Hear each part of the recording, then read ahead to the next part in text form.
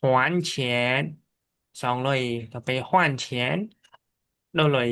โอ้ยทอท่าเนี่ยตอนนี้โดปีเลยดงตะลุยเรียลแล้วก็โดปีเลย$ตะลุยขมาแล้วก็ไอ้เจ้านั่นคือเผาhoàn chén này โดเลยแต่อยู่กับโดเลย是的ចឹងនេះក៏ខ្ញុំ share នៅខាងក្រៅណាបើសិនជាអ្នកនៅលើគេនិយាយថាជន់ឈានហ្នឹងគឺ transfer លុយឬក៏ផ្ទេរលុយឬក៏វេរលុយ是的22/22续签ខ្ញុំមកថាបន្តកិច្ចសន្យាឥឡូវថាខ្ញុំខ្ចីខ្ញុំជួលផ្ទះរបស់សុភាអញ្ចឹងអឺខ្ញុំជួលបាន1 ឆ្នាំហើយចិត្តដល់ចិត្តផុតកងត្រាខ្ញុំប្រាប់សុភាថាអូបើចាំ续签ខ្ញុំចុចបន្តកិច្ចសន្យាដើម្បី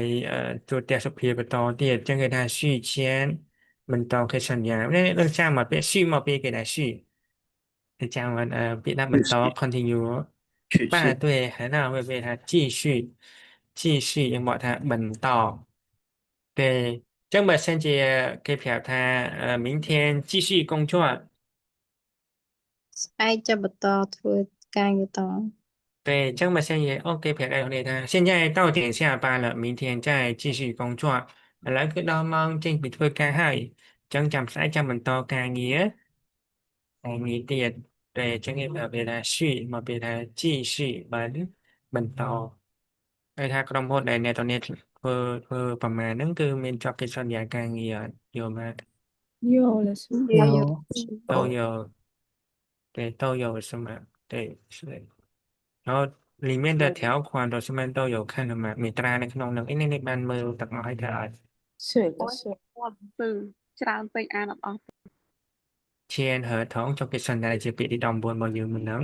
អូខេយើងសូមបន្តនៅពាក្យទី23离职是要变 resign លាឈប់ពីការងារ同事然后就决定离职离职នឹង离开នោះខុសគ្នាមិនလားសិ离职នឹងគេប្រើនៅកន្លែងការងារយើងមកថាលាឈប់ពីការងារដល់ពេល离开យើងមកថាចាកចេញ是对មកសិនណាថាគេថាអូមក不想离开你ខ្ញុំមិនចង់ចាកចេញពីពីអ្នកតែបើសិនគេថាអូមក不想离职ខ្ញុំមិនចង់លាឈប់ពីការងារទេចឹងគេថា离职是តែបើសិនជាក្នុងលក្ខខណ្ឌមួយទៀតលីជឿនឹងគឺខ្ញុំចង់ឈប់ដោយខ្លួនឯងអញ្ចឹងខ្ញុំដាក់ពាក្យលីឈប់ពីការងារតើពេលខែឈូមិនវិញខែឈូ mình định trình មិន cái ដេញចេញ បាទខែឈូនឹងគឺមិនដេញចេញពីការងារគឺខាងក្រុមហ៊ុនគាត់នេះអឺឈប់对អញ្ចឹងគេប្រើថាខែឈូ fire 对离职លាឈប់ពីការងារ resign ខែឈូបណ្ដេញចេញពីការងារ fire ទេនេះនៅចាំមកពេលថាខែយើងមកប្រែថាបើកទៅពេលឈូជួយគេទៅបើសិនខ្ញុំប្រើមួយគណិតវិទ្យាឈូឥឡូវឧទាហរណ៍យើងរៀនញ៉ៃចានហៅថា AA ជើតែនៅពេលយើងញ៉ាំអីហើយ AA ជើគឺ ចេញលុយស្មើគ្នា លុយស្មើគ្នាអញ្ចឹងគាត់ថាមកតុកនឹងញ៉ាំអស់$50ទៅគ្នា5នាក់អញ្ចឹងម្នាក់$10អញ្ចឹងយើងប្រើវិធីគេដែរគណិតវិទ្យាឈូចែក10ចែកតែសើខែបើឈូចែកតិចអ្នកដល់នេះតិចច្រឡំថាបើកបៀចែកបៀតិចច្រឡំមែនទេណាខែឈូយើងមកថាមិនដឹងចេញពីការងារតែកន្លែងហ្នឹងអាចប្រើពាក្យចេះបានអត់ចំណាំលើពួកចិនគាត់និយាយថាគេថារួយជា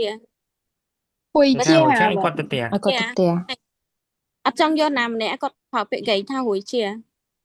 អាហ្នឹងគឺយើងនិយាយភាសាសាមញ្ញគេថារួចជាឲ្យគាត់ទៅផ្ទះវិញ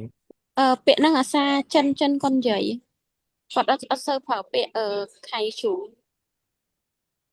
ខែឈូហ្នឹងគឺពាក្យ ប្រើក្នុងរដ្ឋបាលជាច្រើន បាទពាក្យប្រើក្នុងរដ្ឋបាលក៏ពាក្យផ្លូវការដែលគេនិយាយឥឡូវឧទាហរណ៍ថាខ្ញុំចេញពីធ្វើការក៏ខ្ញុំទៅផ្ទះធ្វើអត់